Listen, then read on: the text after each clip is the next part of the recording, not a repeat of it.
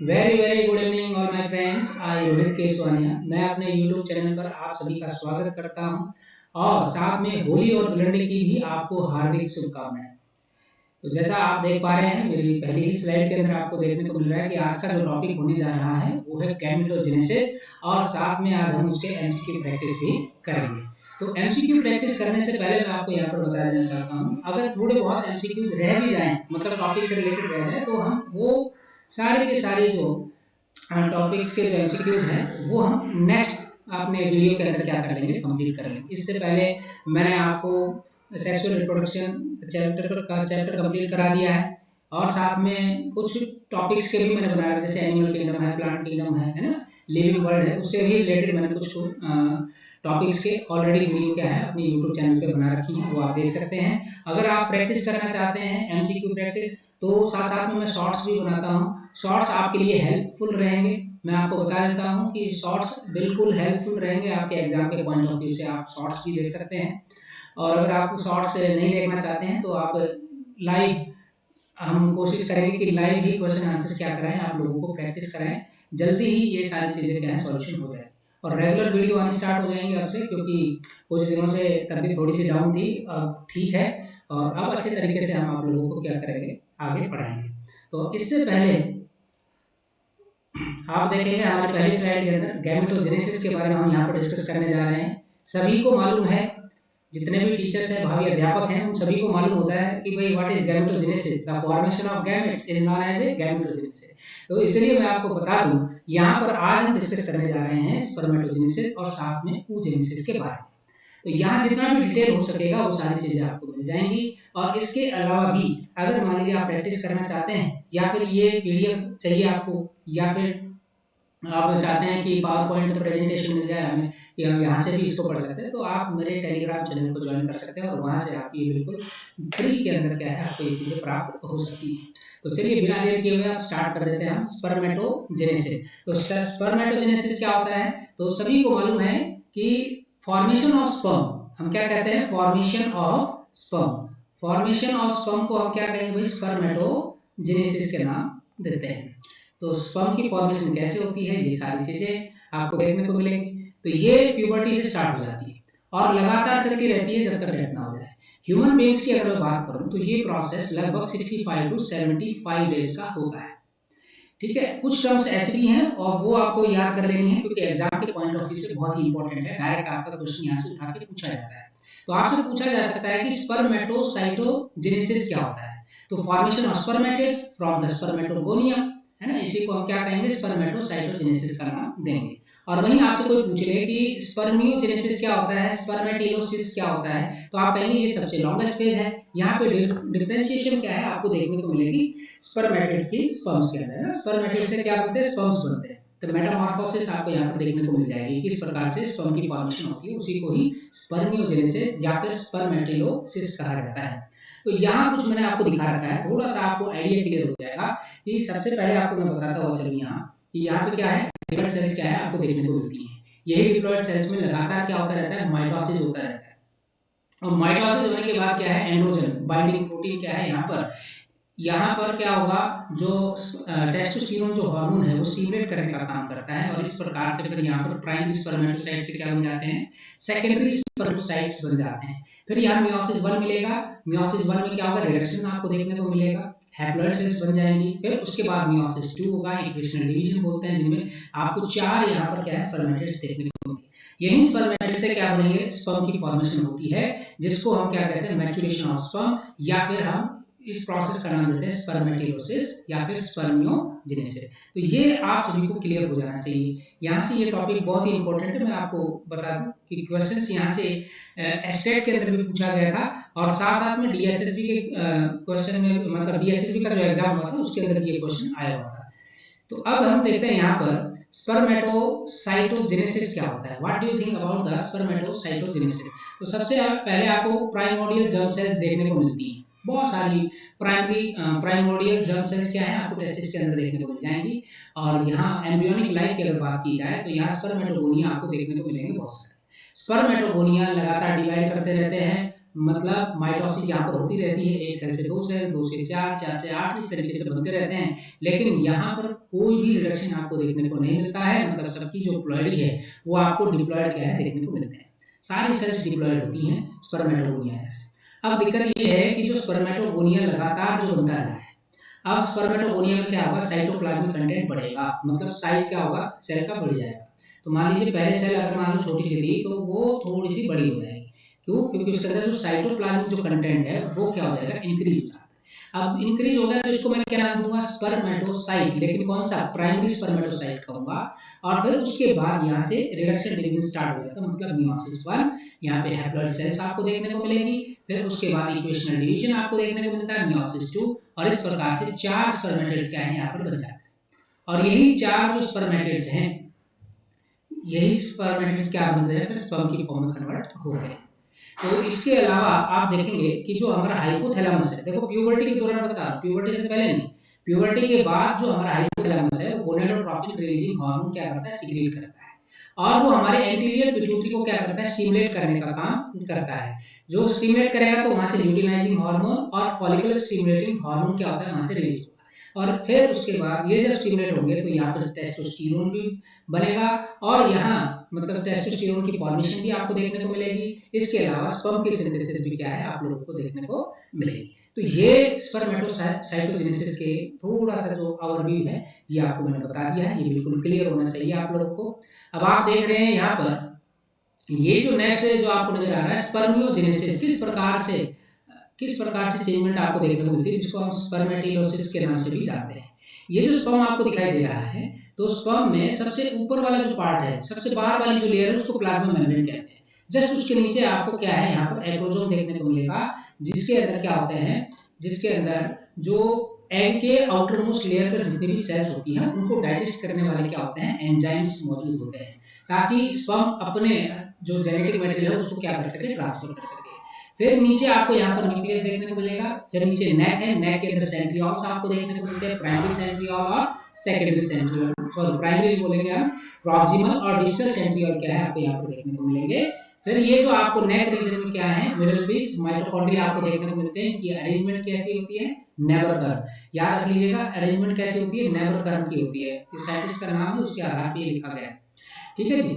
और ये energy provide करने का काम करते हैं ताकि स्पर्म तेजी से क्या कर सके, मूव कर सके। ये टेल पार्ट है, और टेल पार्ट है तो एक्जियल फिलामेंट में आपको यहाँ पर दिखा रखा है 9+2 की अरेंजमेंट आपको देखने को मिलती है। 9 आपको क्या है, पेरिफेरल रीजन में मिलेंगे, और 2 क्या मिलेंगे आपको सेंटर में देखने को मिलते हैं, माइक्रोट्यूब्यूल्स। तो देखिए ये सबसे पहले आपको मैं बताता हूँ, चलो स्पर्मेटिड्स बनते हैं। स्पर्मेटिड्स कैसे होते हैं, नॉन मोटाइल, इनमें आपको Golgi bodies, nucleus, centriole, mitochondria ये सब आपको क्या है देखने को मिलते हैं। अब इससे किसकी फॉर्मेशन होती है, तो मैं कह रहा हूँ स्पर्म की फॉर्मेशन होती है। तो स्पर्म की फॉर्मेशन होगी तो उससे पहले ये देखिएगा कि सर्टोली जो सेल्स है, sperm maturation factor longest phase क्या है आपको ये देखने को मिलता है। सर्टोली सेल्स क्या करती है, मैच्योरेशन प्रोवाइड करने का काम करती है। तो यहाँ देखिए आप सभी न्यूक्लियस और एक्रोसोम्स, इनके अंदर क्या है, लाइटिक एंजाइम्स होते हैं, स्पर्म लाइसिन क्या है आपको देखने को मिलता है। ये मैंने आपको बता ही दिया था थोड़ी देर पहले, अभी मैंने डिस्कस किया। मिडल पीस क्या है, power house of the sperm कहा जाता है। इट मींस यहाँ माइटोकॉन्ड्रिया होते हैं और एनर्जी क्या करते हैं, एटीपी की फॉर्म में रिलीज करने का काम करते हैं, जिससे स्पर्म क्या है तेजी से यहाँ पर क्या करता है, मूव करता है। आफ्टर स्पर्मियोजेनेसिस, स्पर्मियोजेनेसिस के बाद आपको यहाँ पर जो स्पर्म का जो हेड पार्ट है वो सर्टोली सेल्स के साथ क्या होता है, एम्बेडेड होता है, और फाइनली क्या होता है वो रिलीज हो जाता है from the seminiferous tubules. Finally क्या हो जाएगा, वो रिलीज हो जाएगा from the seminiferous tubule by the process of the spermiation. ये चीज जो थी मैं आप लोगों को यहाँ पर बताना चाह रहा था कि स्पर्मियोजेनेसिस, स्पर्मेटिलोसिस, इसके अंदर मेजर यही है कि यहाँ पर जो इमैच्योर, या मैं कहूँ कि स्टार्टिंग में जो स्पर्मेटिड है वो नॉन मोटाइल है, बाद में स्पर्म की फॉर्म में क्या हो जाते हैं, कन्वर्ट हो जाते हैं। तो स्पर्म की फॉर्म में कन्वर्ट हो जाते हैं, तो इसका मतलब क्या होगा, स्पर्म के साथ उसके हेड रीजन पे क्या होता है, हेड रीजन पे सर्टोली सेल्स क्या होती है, एम्बेडेड होती है। अब वो उससे अलग होगा, तो अलग होगा तो उस प्रोसेस को ही स्पर्मिएशन कहा जाता है। तो ये चीज क्लियर हो जाएगी। तो ये जो स्पर्म है मूव करके कहा जाएगा, तो मैं कहूँगा एपिडिडाइमिस के अंदर जाएगा, है ना, थ्रू द रिटेट एस्टेज, और फिर उसके बाद आप देखेंगे वास एफरेंशिया, फिर उसके बाद एपिडिडाइमिस, फिर उसके बाद वास डिफरेंस, और फिर इस प्रकार से क्या होगा, मूवमेंट आपको यहाँ पर देखने को मिलेगा। ये देख लीजिए आप एनसीईआरटी का डायग्राम आपको दिखा रखा है यहाँ पर। तो आप देख सकते हैं सबसे नीचे जो पार्ट आपको नजर आ रहा है ये क्या है, जर्म लेयर सेल, इनको बोलते हैं स्पर्मेटोगोनियम। स्पर्मेटोगोनियम है, बीच बीच में सर्टोली सेल्स भी क्या है आपको देखने को मिल रही है, जो नरिशमेंट प्रोवाइड करने का काम करती है। तो मैंने आपको बताया था कोई भी एक सेल क्या है मैच्योर हो गई, मैच्योर हो गई तो उसको हम बोलेंगे प्राइमरी स्पर्मेटोसाइट्स। कैसा नेचर है, डिप्लॉइड नेचर है, ठीक है।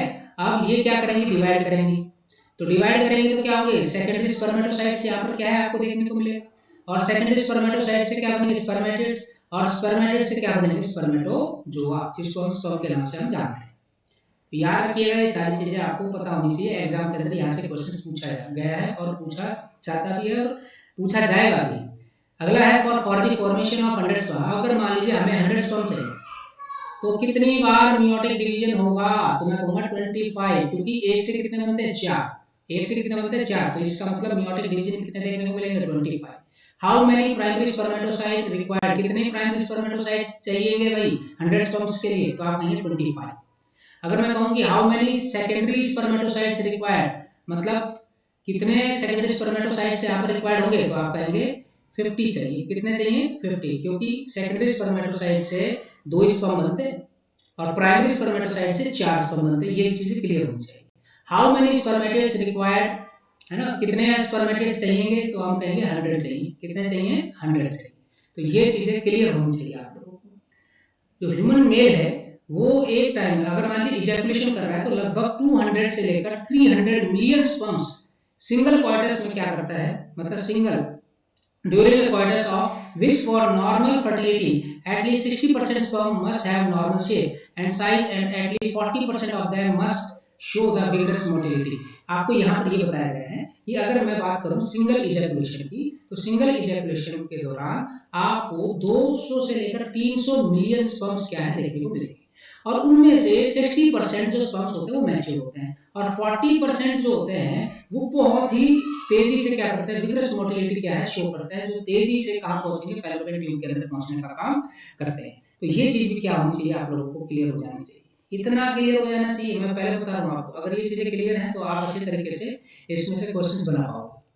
तो नेक्स्ट आता है हमारा oogenesis। अब oogenesis देख लेते हैं। तो सबको मालूम है कि formation of the egg is known as the oogenesis, जिसको हम किस नाम से जानते हैं भाई, तो हम इसको फॉलिकोजेनेसिस के नाम से भी जानते हैं, फॉलिकोजेनेसिस के नाम से भी जानते हैं। ये डायग्राम आपको दिखाई दे रहा होगा, ये ओवरी का डायग्राम है और इस ओवरी के डायग्राम के अंदर सबसे पहले आपको यहाँ पर प्राइमोर्डियल फॉलिकल्स देखने को मिलते हैं, जो कि मिलियंस के फॉर्म में होते हैं, मतलब 2 मिलियंस के समथिंग आपको देखने को मिलते हैं बिफोर बर्थ, मतलब जन्म से पहले ही फॉलिकल्स की फॉर्मेशन क्या है आपको देखने को मिल जाती है।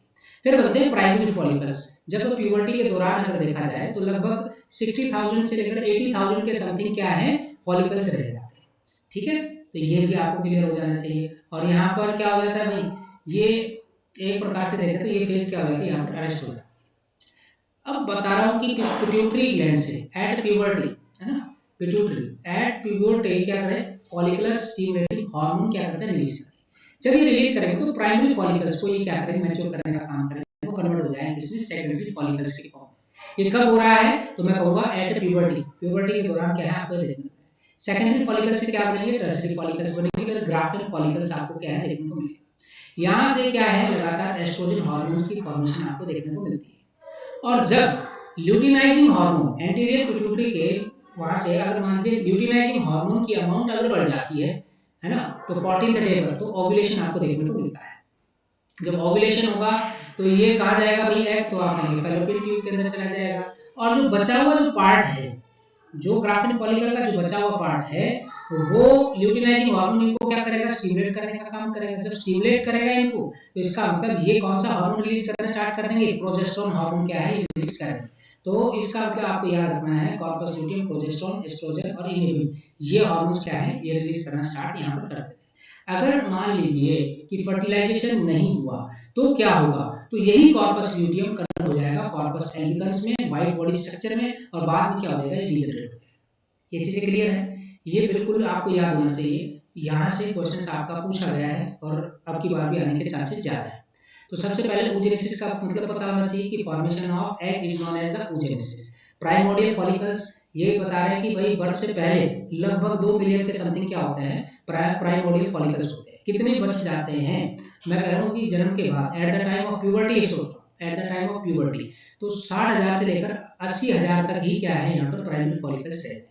फिर यहाँ पर क्या होगा, फॉलिकुलर स्टिमुलेटिंग हार्मोन को स्टिमुलेट करेंगे, सेकेंडरी फॉलिकल्स बनाएंगे, सेकेंडरी से टर्सरी फॉलिकल्स बनेंगे, टर्सरी से ग्राफ्टिन फॉलिकल्स यहाँ पर आपको देखने को मिलेगा। फिर यहाँ से एस्ट्रोजन हार्मोन भी क्या है फोलिकल से रिलीज होते रहते हैं। वो क्या करते हैं, वो सेकेंडरी कैरेक्टर जो है, सेक्सुअल कैरेक्टर जो है उनको मेंटेन करने का काम करते हैं। अब 14th डे में, जब 14th डे की बात आएगी तो उस दौरान क्या होगा, ल्यूटिनाइजिंग हार्मोन ज्यादा एक्सेस हार्मोन रिलीज हो जाता है, जिसको हम एलएच सर्ज कहते हैं, और उसकी वजह से यहाँ पर क्या होगा, ओव्यूलेशन आपको देखने को मिलेगा। रेमनेंट ऑफ मतलब ग्राफ्टिन फॉलिकल्स वो येलो बॉडी स्ट्रक्चर में कन्वर्ट हो जाता है, जिसको हम कॉर्पस ल्यूटियम कहते हैं। ल्यूटिनाइजिंग हार्मोन उसको क्या करेगा, स्टिमुलेट करेगा, जिसकी वजह से यहाँ से प्रोजेस्टेरोन, एस्ट्रोजन और इनिबिन हार्मोन क्या है यहाँ से रिलीज होगा।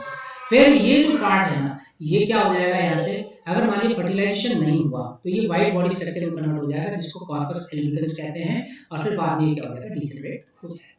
तो यहाँ तक क्लियर है आप सभी को। तो चलिए हम नेक्स्ट देखते हैं यहाँ पर अपनी स्लाइड में।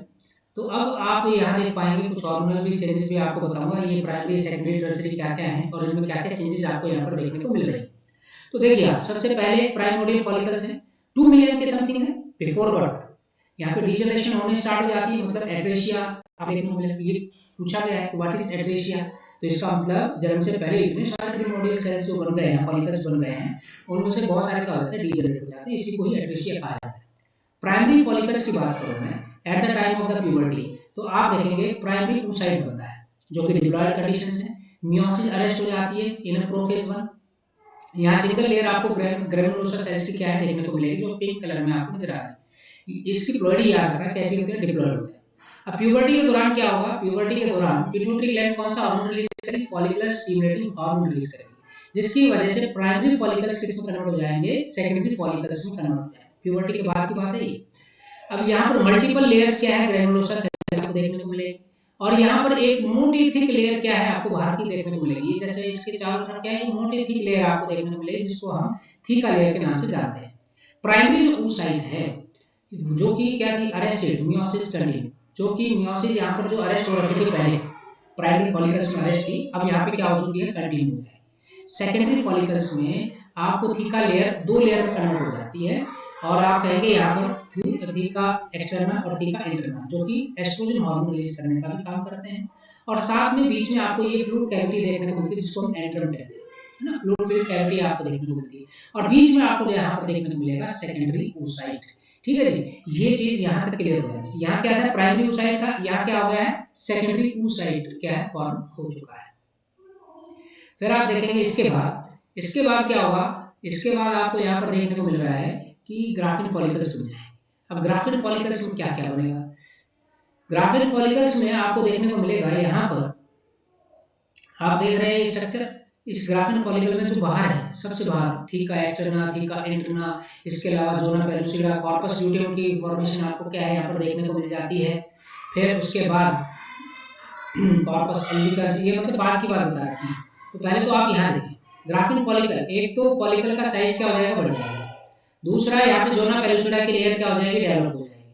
ठीक है, सेकेंडरी जो oocyte है उसमें क्या होगा, मियोसिस सेकंड अरेस्ट हो जाती है, मेटाफेज सेकंड वाले, मतलब यहाँ पे दोबारा से क्या होगी, ये अरेस्ट होगी। ये कब कंटिन्यू होगी, जब फर्टिलाइजेशन होगा, तब आपको ये देखने को मिलेगा, ये दोबारा से कंटिन्यू हो जाएंगे, और फिर आगे की फॉर्मेशन आपको देखने को मिलता है, तब जाके एग की फॉर्मेशन क्या है आपको देखने को मिलेगी। तो ये जो आपको नजर आ रहा है, इसको कहते हैं क्यूमुलस oophorus कहते हैं, और ये जो अंदर है इसको बोलते हैं zona pellucida layer, yellow colour की जो है नॉन सेलुलर लेयर क्या है आपको देखने को मिलेगी। ओव्यूलेशन कब होता है, तो आपको पता है 14th डे में जाके क्या है, ओव्यूलेशन आपको देखने को मिलेगा। पिट्यूटरी ग्लैंड क्या करती है, ल्यूटिनाइजिंग हार्मोन रिलीज करने का काम करेगी, और ज्यादा ल्यूटिनाइजिंग हार्मोन जब रिलीज होगा तो यहाँ ओव्यूलेशन आपको देखो। कॉर्पस जो ल्यूटियम है, यहाँ पर क्या है, कॉर्पस ल्यूटियम नॉर्मली आप देखेंगे यहाँ पे क्या करते हैं, ये ल्यूटिनाइजिंग हार्मोन के द्वारा क्या होती है, मेंटेन हो जाती है, एंडोक्राइन ग्लैंड की तरीके से काम करती है। इसका मतलब 3 हार्मोन रिलीज करेंगे, प्रोजेस्टेरोन, एस्ट्रोजन और इनिबिन, ये हार्मोन क्या करती है, रिलीज करती है। अब मान लीजिए कॉर्पस ल्यूटियम है, ल्यूटिनाइजिंग हार्मोन की अमाउंट क्या होगी, कम होगी, ओनली फॉर द 14 डेज, तो ये कॉर्पस एल्बिकन्स की फॉर्म में कन्वर्ट हो जाती है, जिसको व्हाइट बॉडी बोलते हैं, और बाद में क्या होती है, डीजनरेट हो जाती है। तो ये चीज भी आपको क्लियर हो जानी चाहिए। अब आप सभी सोच रहे होंगे कि लाइफ क्या होगी भैया कॉर्पस ल्यूटियम की, तो कॉर्पस ल्यूटियम की अगर मैं लाइफ की बात करता हूँ तो ड्यूरिंग नॉर्मल साइकिल अगर बात करें तो ये 14 डेज तक, और ड्यूरिंग प्रेगनेंसी तो ये 14 वीक तक क्या रहती है, मेंटेन रहती है, क्योंकि यहाँ से क्या होगा, प्लेसेंटा बनेगा और साथ में HCG LH हार्मोन भी क्या होंगे यहाँ पर रिलीज होगा। 14 डे पे क्या होता है, ल्यूटिनाइजिंग जो हार्मोन है वो एंटीरियर पिट्यूटरी क्या करती है, सीक्रेट करने का काम करती है, और उसी दौरान क्या है आपको दोबारा से क्या है साइकिल्स मेंटेन आपको देखने को मिलेगी। चलिए देख लीजिए, स्ट्रक्चर है ह्यूमन एग का, ओवम का, सेकेंडरी oocyte जिसको oocyte के नाम से भी जानते हैं। एग का टाइप पूछ लिया जाता है भाई, एल एसिकल होता है, और यॉक क्या होता है भाई, एब्सेंट होता है। साइज लगभग 0.1 मिलीमीटर आपको यहाँ पर देखने को मिलेगा, या माइक्रोमीटर बोल सॉरी। ये आपको क्या है एग का स्ट्रक्चर दिखा रखा है।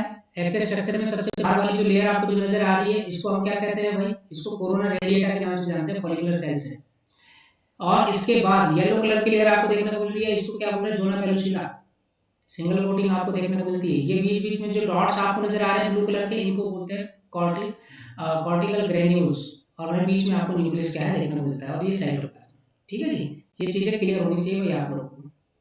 अभी थोड़ा सा oogenesis का थोड़ा सा आपको डिस्कस कर लेते हैं यहाँ पर। oogenesis दोबारा से, इन एम्ब्रियो में मिलियंस ऑफ क्या है, इन एम्ब्रियो मिलियंस ऑफ आपको क्या देखने को मिलेंगे, फॉलिकल्स देखने को मिलते हैं। माइटोसिस होती रहेगी। यहाँ पर क्या है, ये oogonia बनते रहेंगे, प्राइमरी फॉलिकल्स बनेंगे, सेकेंडरी फॉलिकल्स बनेंगे। ये चीजें क्लियर है आप सभी को। फिर उसके बाद क्या होगा, चाइल्डहुड मतलब प्यूबर्टी के दौरान आपको क्या क्या देखने को मिल जाएगा। प्यूबर्टी के दौरान फिर आप देखेंगे कि यहाँ पर जो फर्स्ट पोलर बॉडी और सेकेंडरी oocyte में क्या हो जाते हैं, कन्वर्ट हो जाते हैं। टर्शरी फॉलिकल्स आपको देखने को मिलेगा यहाँ पर, ग्राफिन फॉलिकल बोलते हैं जिसको हम, है ना। फिर ये जो सेकेंडरी oocyte है ये फैलोपियन ट्यूब के अंदर जाता है। फैलोपियन ट्यूब में जाएगा तो क्या होगा, वहां पर आपको फर्टिलाइजेशन देखने को मिलेगी। जब फर्टिलाइजेशन देखने को मिलेगी, जो मेटाफेज सेकंड के अंदर अरेस्ट हो रखा था सारी चीजें, वो सारी एक्टिवेट हो जाएगी। और जब सारी एक्टिवेट हो जाएंगी तो इसका मतलब क्या है कि बाद में जाइगोट की फॉर्मेशन आपको देखने को मिलेगी। कहाँ देखने को मिलेगी, फैलोपियन ट्यूब के अंदर देखने को मिलेगी। तो ये भी आप लोगों को मैं बता दूंगा। अब ये देखिएगा, ये आपका है एनसीईआरटी में गिवन था, है ना। तो ये चीजें क्लियर हो जानी चाहिए। नंबर ऑफ क्रोमोसोम्स, ये सिमेटिक रिप्रेजेंटेशन दे रखा है स्पर्मेटोजेनेसिस और oogenesis का। तो चलो देखते हैं एक बार, दोबारा से एक बार देख लें। देखिए भैया, मैंने स्पर्मेटो बताया था, स्पर्मेटोगोनिया होता है, माइटोसिस, डिफरेंशिएशन आपको देखने को मिलेगी, प्राइमरी स्पर्मेटोसाइट्स बनेंगे, सब के सब क्या है डिप्लॉयड, मतलब 46 क्रोमोसोम आपको देखने को मिलेंगे। पहली बार मेयोटिक डिवीजन आपको देखने को मिलेगा। यहाँ पर प्राइमरी स्पर्मेटोसाइट्स में क्या बन जाएंगे, सेकेंडरी स्पर्मेटोसाइट्स, इनकी प्लॉइडी क्या हो जाएगी, हैप्लॉइड हो जाएंगी, मतलब हाफ क्रोमोसोम्स आपको देखने को मिलेंगे 23। फिर सेकंड मेयोटिक डिवीजन होगा, इक्वेशनल डिवीजन बोलते हैं। यहाँ पर कितने क्रोमोसोम हो जाएंगे, यहाँ पर भी 23, और ये क्या बन गए हैं, तो स्पर्मेटिड्स बन गए। स्पर्मेटिड से क्या बनेंगे, स्पर्मेटोजोआ बनेंगे। यहाँ डिफरेंशिएशन क्या है आपको देखने को मिलेगी। तो ये चीजें क्लियर हो जाएंगी आप सभी को।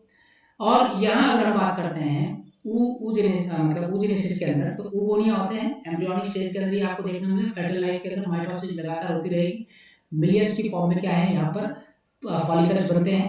फिर प्राइमरी oocyte है जो क्या बनेगा भाई, डिप्लॉयड कंडीशंस आपको देखने को मिलती है। बर्थ होने के बाद फिर चाइल्डहुड के दौरान, फिर उसके बाद प्यूबर्टी, उसके बाद ही ये जो प्राइमरी oocyte है ये एक्टिव हो जाती है। और जब एक्टिव हो जाती है तो यहाँ सेकेंडरी oocyte और साथ में फर्स्ट पोलर बॉडी डिजनरेट हो जाएगी, और हाफ क्रोमोसोम्स क्या है आपको देखने को मिलेंगे। प्राइमरी oocyte में क्या था, डिप्लॉयड कंडीशंस देखने को मिलती हैं, और सेकेंडरी oocyte में हैप्लॉइड। फिर यहाँ से क्या होगा, यहाँ से तो मियोसिस 2 होगा, फिर यहाँ से बनेगी ओवम और सेकेंडरी पोलर बॉडी आपको क्या है देखने को मिलती है, जिसको हम ये नीचे वाला जो पोर्शन है इसको बोलते हैं एडल्ट रिप्रोडक्टिव लाइफ, और यहाँ पर हैप्लॉइड कंडीशंस में क्या है एग आपको देखने को मिलते हैं। तो होपफुली आपको ये सारी चीजें क्लियर हो गई होंगी। तो अब हम करते हैं कुछ क्वेश्चन आंसर देख लेते हैं, और फिर उसके बाद आज का सेशन समाप्त करेंगे। और रेगुलर रहेंगी वही वीडियो सारी की सारी, क्योंकि कुछ दिन से मुझे भी पता है कि आप लोग वेट कर रहे थे कि काफी दिन हो गए वीडियो नहीं आ रही है। वीडियो अब रेगुलर रहेंगी, और आप तो केमिस्ट्री की भी बनानी स्टार्ट हम करेंगे, और साथ में क्वेश्चन आंसर प्रैक्टिस की भी बनाएंगे। मतलब लगभग 2 या 3 मतलब वीडियोस बनानी हम स्टार्ट करने जा रहे हैं। और 2-3 वीडियो बनाने का मतलब यही है कि एक तो एग्जाम नजदीक आ रहा है चंडीगढ़ का, और DSSB का भी नजदीक आ रहा है, तो मेरा मेन फोकस है कि भाई आप लोगों को कम से कम प्रैक्टिस तो करवाई जाए सारे के सारे क्वेश्चन आंसर, ताकि आप एग्जाम में जाएं और आप अच्छे तरीके से उनको अटेम्प्ट कर पाओ और होपफुली आपका क्लियर भी हो जाए। ठीक है, तो चलिए हम स्टार्ट करते हैं। क्वेश्चन नंबर 15 से स्टार्ट करते हैं। क्वेश्चन नंबर 15 आपको दिखाई दे रहा है कि which of the following is the inner and glandular layer of the uterus, है ना। तो आपको बताना है कि इनर और ग्लैंडुलर लेयर बतानी है भाई, इनर और ग्लैंडुलर लेयर बतानी है यूटेरस की। तो कौन सी होती है, सबको मालूम है, सबसे बाहर वाली पेरीमेट्रियम, फिर बीच में मायोमेट्रियम और सबसे अंदर जो होती है उसको बोलते हैं एंडोमेट्रियम। तो आपका आंसर क्या हो जाएगा यहाँ पर, एंडोमेट्रियम हो जाएगा। अगला क्वेश्चन है what is the ploidy of spermatogonium. देखो मैंने कहा था ना ये वाला क्वेश्चन इंपॉर्टेंट है। तो प्लॉइडी बतानी है स्पर्मेटोगोनियम की क्या होती है, हैप्लॉइड, डिप्लॉइड, ट्रिप्लॉइड या टेट्राप्लॉइड।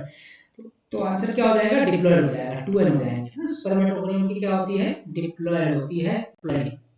क्वेश्चन नंबर 17 आप यहाँ पर देखें, the primary spermatocyte completes the first reduction division and leads to the formation of haploid cell that are called, क्या कहा जाएगा भाई इसको, secondary spermatocyte, tertiary spermatocyte, quaternary spermatocyte या फिर नन ऑफ दी अबव। तो याद रखिएगा यहाँ पर क्या हो जाएगा, प्राइमरी जो स्पर्मेटोसाइट है पहली बार अगर उसमें रिडक्शन डिवीजन देखने को मिली है और हैप्लॉइड सेल की फॉर्मेशन हुई, तो इसका मतलब प्राइमरी स्पर्मेटोसाइट के डिवाइड होने के बाद हमेशा सेकेंडरी स्पर्मेटोसाइट की फॉर्मेशन होती है। तो ऐसे आपको क्लियर करना है। ठीक है भाई, एक मिनट दीजिएगा। चलिए यहाँ देखेंगे आप, नेक्स्ट स्लाइड देखेंगे। नेक्स्ट स्लाइड आप देख पा रहे होंगे, यहाँ पर दिखाई दे रही होगी आपको। तो इसमें हमारा जो क्वेश्चन है, what would be the number of chromosome in each spermatid. Her spermatid में क्रोमोसोम की संख्या कितनी होती है। तो आपका जवाब क्या, 46, 23, 92 या 20। याद रखिएगा स्पर्मेटिड्स की कितनी होती है, 23 होती है। ये मैंने आपको शायद यहाँ भी दिखाया था। देखिए आप अगर मान लीजिए इन क्वेश्चंस को करते हैं तो यहाँ देखिएगा, तो स्पर्मेटिड्स का है ये नीचे है ना, तो ये कितने हैं, 23। ठीक है भाई, तो ये याद कर लेना कि मैं बता रहा हूँ इंपॉर्टेंट वन है, इंपॉर्टेंट वन है, तो आपके ये सारी चीजें याद हो जानी चाहिए। नेक्स्ट क्वेश्चन है question number 90, the final release of the sperm cells from the seminiferous tubule is called. तो ये फाइनल रिलीज आपको देखने को मिलता है स्पर्म सेल्स का सेमिनिफरस टिब्यूल से, उसको क्या कहा जाए, स्पर्मिएशन, स्पर्मियोजेनेसिस या दोनों कहेंगे या फिर नन ऑफ दी अबव कहेंगे। याद रखिएगा उसको बोलेंगे स्पर्मिएशन। क्या कहेंगे भाई, स्पर्मिएशन कहेंगे। आपका आंसर हो जाएगा यहाँ पर A. Question number 20, which part of the brain secretes the gonadotrophin releasing hormone। gonadotrophin releasing hormone कौन रिलीज करता है, सेरिब्रम या सेरिबेलम, हाइपोथैलेमस या मेडुला ऑब्लिंगेटा। तो 20 का आंसर क्या होगा भाई, 20 का आंसर हो जाएगा सी, हाइपोथैलेमस। हाइपोथैलेमस क्या हो जाएगा आपका यहाँ आंसर हो जाएगा। नेक्स्ट है क्वेश्चन नंबर 21। क्वेश्चन नंबर 21 आप देख पा रहे होंगे, which of the following hormones stimulates the process of spermatogenesis। Which of the following hormones stimulate the process of spermatogenesis, FSH, androgen, LH या फिर सभी के सभी। ठीक है, जल्दी बताओ भाई, आंसर क्या हो जाएगा इसका, एंड्रोजन। क्या हो जाएगा भाई, androgen. Question number 22, which of the following part of the sperm helps in its fertilization with the ovum। कौन सा हेल्प करता है भाई, जल्दी बताइए, मिडल पीस, एक्रोजोम, नेक या फिर टेल। तो आंसर क्या हो जाएगा यहाँ पर, एक्रोजोम, क्योंकि एक्रोजोम के अंदर क्या होते हैं, ब्रेक करने वाले एंजाइम्स मौजूद होते हैं जो एग के आउटर मोस्ट लेयर को क्या करते हैं, ब्रेक करने का काम करते हैं। तो ये थे आज का जो सेशन था, वो आज मैं इतना ही रखूंगा, क्योंकि इसके बाद के जो क्वेश्चन आंसर हो सकता है कि मैं आपको कल प्रैक्टिस करा दूं, मतलब टॉपिक का कवर होने के बाद फिर बाकी जो बचे हुए जो क्वेश्चंस हैं वो जेनेसिस से रिलेटेड वो भी आपको यहाँ पर क्या है कल आपको करवा दिए जाएंगे। अगर आपको ये जो इन्फॉर्मेटिव वीडियो अच्छी लगी या आपके लिए मुझे लगता है कि काफी फायदेमंद भी रहेगी, अगर कोई भी डाउट आपका रह गया हो तो आप कमेंट बॉक्स में जरूर लिखें। आपसे जल्द ही मुलाकात होगी, तब तक के लिए धन्यवाद।